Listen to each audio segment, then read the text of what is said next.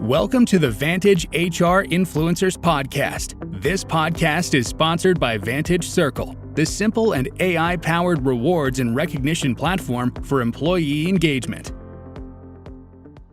In today's job market, ensuring your team's satisfaction goes beyond just salary.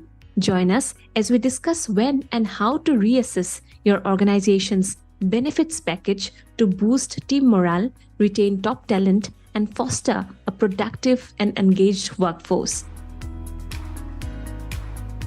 Hello, listeners. I'm your host, Sushmita, and you are tuned into the Vantage Influencers Podcast. For this conversation, I have with me Bob Gaydos, the CEO and founder of Pendella. Welcome to the show, Bob. Well, thank you for having me. Excited to be here. Yes, thank you for joining us today in this episode, Bob. So before we dig into the topic today, would you like to tell us about yourself and your corporate journey? Also, would like to know about Pendella.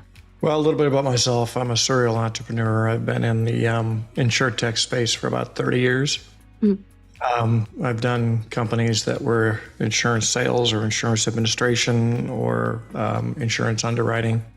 Really just been an entrepreneur the whole time, either been a co-founder, founder, or investor to startups. Really kind of looked at the insurance industry and said there are certain things that are inevitable, and I'm going to play a role in making those inevitable things become a reality. Pandella was started 5 years ago. Okay. Really based on the inevitability that life insurance in particular, but I would also include disability insurance or maybe accident and critical illness carriers, that it's inevitable that they will use big data and AI to personalize, not only automate the underwriting, that's the obvious one, but personalize the journey of the individual, and that would actually allow them to bring those individual products into the employer marketplace, which is kind of back to the future, because most people don't realize that if you go back pre-1990s, most of the products that were sold to employees in the lunchroom were actually individual products, not group insurance products. And that really stopped because the underwriting got too difficult. But the big data and the AI make that instant and automated and personalized and can bring it back. So a little bit about myself and the journey I've been on and what we're doing today here at Pandella. Yes, wonderful work at Pandella, must say, Bob. And thank you for sharing your insightful journey with us.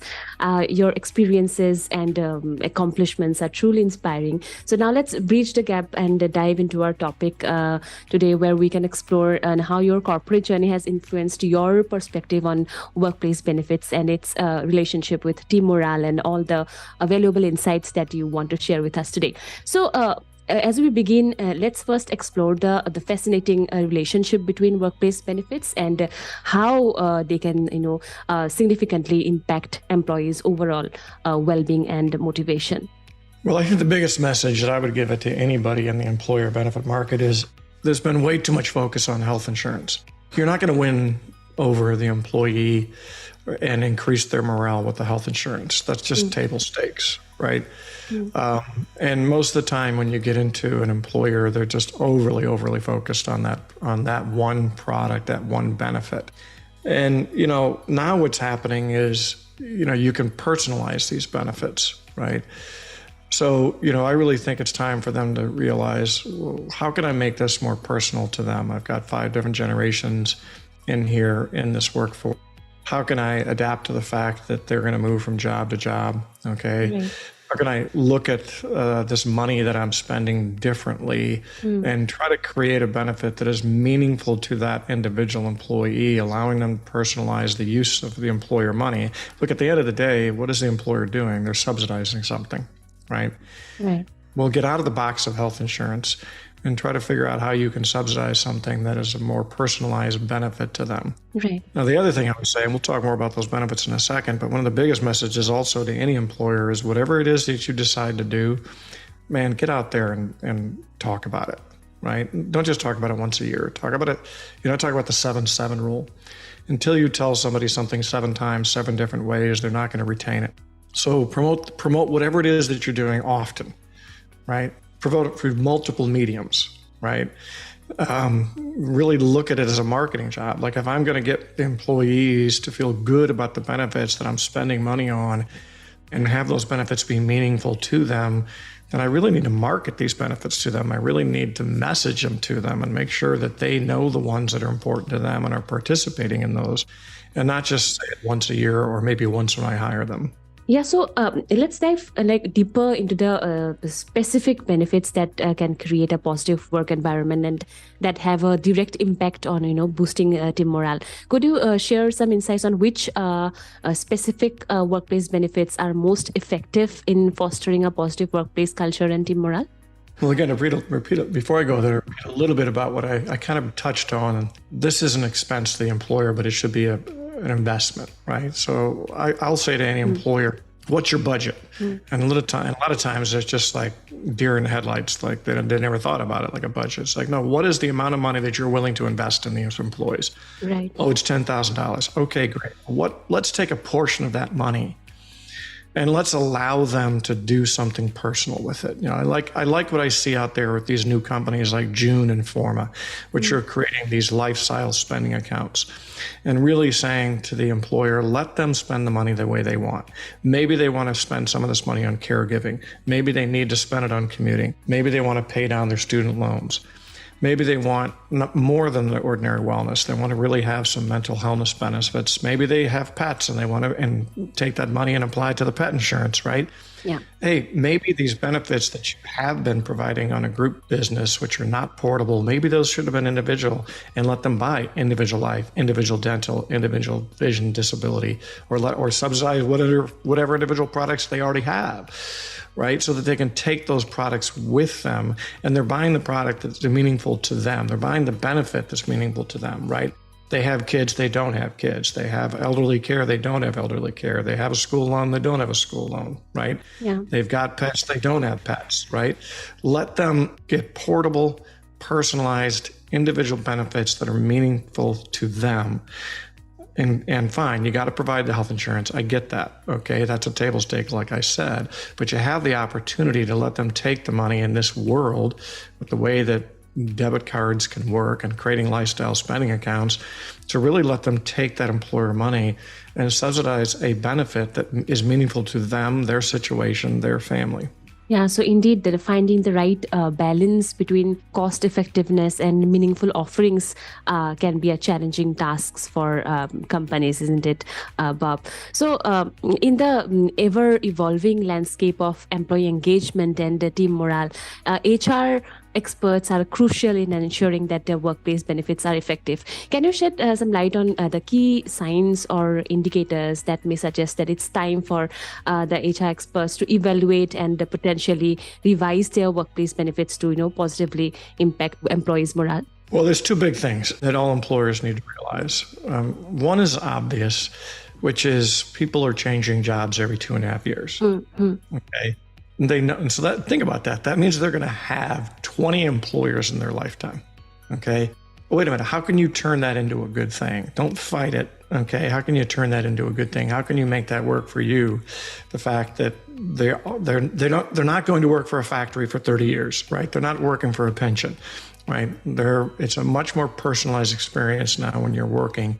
And how can you adapt to that? Now, the second thing to realize that's going on is not as obvious because it only happens about once every 20 years. Which is generational, which is you have a generation leaving the workforce while a new generation is coming in the door. Mm. And that means they're 4 generations apart, which means their behaviors, their needs, their skill sets are very different. So you've got the boomers leaving while Gen Z is coming in the door. Okay. That's a pretty important thing to stop and think about. Right? Because it means that leaving is people who have proven leadership skills, who have proven veteran skills because they've been in the market for 30, 40 years. Maybe they've been working for your company for 10, 20 years. They have institutional knowledge around your business. They have skill sets around your business. They probably have leadership skills. And coming in the door is brand new people that have none of that. Yeah. Okay. So what do you do with that? Okay. Do you create leadership training? Do you try to actually have some interaction between that generation going out, coming in the door around leadership training, around educations to skill sets that are specific to your business? Because people don't come out of college taught about your business, right? They're not being trained to your business. You've got to take that responsibility. Right. So again, if we go back to this idea of letting them do what they want with some of their benefits, that kind of plays into both of those things, right? If you realize that they're going to move around, they're not going to be with you for 10 years, okay? If you're training them in a skill set that makes them be able to contribute to your company and feel appreciated by your company at the exact time that you're letting them spend some of the benefit money on things that is meaningful to them, maybe you can get them to stay a little bit longer than 2.5 years and contribute to your company a little bit longer than 2.5 years. Right. Really use that, what's going on in your benefit. Okay, so those are the two obvious signs to me. People are going to have 20 jobs in their career, and there's a generational event going on. So as we explore the landscape of employee benefits in the United States, I'm curious to know if there are any specific, challenges or limitations that have an impact on the effectiveness of these benefits in increasing morale. We have talked about factors such as personalization, complexity, cost, then communication, alignment with the changing needs and expectations of the modern workforce. All of this can definitely impact the efficacy of employee benefits in boosting morale. So could you share your insights on any potential limitations in the current employee benefits offered in the US that could impact their effectiveness in enhancing morale? Well, there's two obvious limitations: tax laws, and the fact that the employer is responsible for a significant part of the health insurance, and that's an uncontrollable situation. So one of the things I would say to employers is, too often their planning is being driven by tax laws. That's not really what they should be doing. What they should be doing is planning what works for them. What are the benefits that work for their company to create the morale? And the tax consequence is a secondary issue, not a primary issue, right? So I'll give you a very specific example. If it was important for you that you were going to make funds available for commuting, but you didn't know how to do it in a tax advantage way, who cares? Just do it. Okay. The tax consequences is not significant enough for you not to do it. Okay.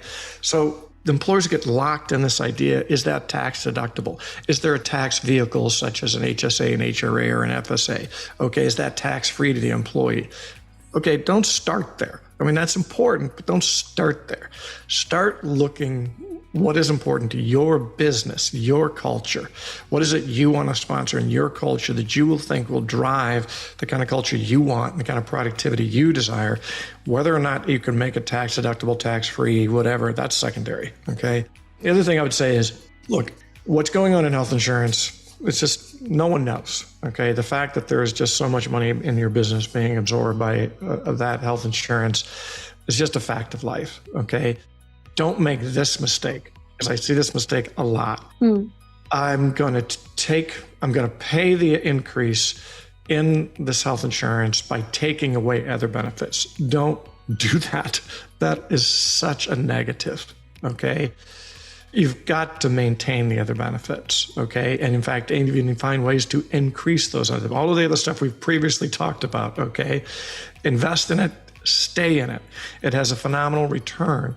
It's not subject to wild increases like health insurance is. It's subject to exactly the expense you want it to be, but don't pull back on it, because that's going to be a very negative thing to recover from. Right. Brilliant explanation, Bob. I'm also very interested in learning about some real world examples of organizations that have successfully assessed and optimized their benefits offerings to improve morale. So it would be really valuable to hear about some specific organizations that have taken proactive measures to evaluate, refine, and enhance their benefits program, and the lessons that these organizations can give us from their experiences. Well, I'm actually going to promote those two companies I mentioned earlier again, and I have nothing to do with them. I just love what they're doing, which is a company called June, J-O-O-N, and Forma. And these are companies that are facilitating great, well-known brand companies to do everything we're talking about inside of these lifestyle benefit accounts. And you can go to their websites and you can read their case studies and you can read their white papers on this. But they're the ones, they're really out in the forefront of this idea of let's give the employees access to these funds that the employer has and let them do what they want with it. And they're doing it through a combination of debit card and reimbursements where they're like literally hooking up your credit card so that you can charge and pull the money right from the employer and pay for your commuting or pay for your wellness, okay? So in the real world examples, I'm going to refer you to go to really look, because they get a lot of them. Look at June, look at Forma. It's joinforma.com, it's june.com. And I think what they're doing is the perfect example, and they've got the case studies of how to do it. Brilliant. There's so much to learn from you, Bob. And I'm sure that after listening to this podcast, our audience would want to connect to you further. So would like to know how our listeners can reach out to you. Well, of course, our website, www.pendella.com. That's Pendella. But of course, feel free to reach out to me at bob@pendella.com. Love to talk to anybody about these kind of topics. I think that, we're at this moment, this inflection point where employers are now realizing that there's an opportunity in front of them. And all the stuff we've talked about, to personalize benefits, to give people access to those funds and really move away from this health insurance mentality. Right. Thank you so much, Bob, for sharing your valuable insights today. Your expertise has delivered a wealth of knowledge that our listeners will truly appreciate and put into action. So thank you once again for being an esteemed guest on the podcast today. Thank you very much for having me. Thanks for listening to the Vantage HR Influencers Podcast. Please do subscribe to Vantage HR Influencers Podcast on Apple Podcast, Spotify, and our YouTube channel for new episodes.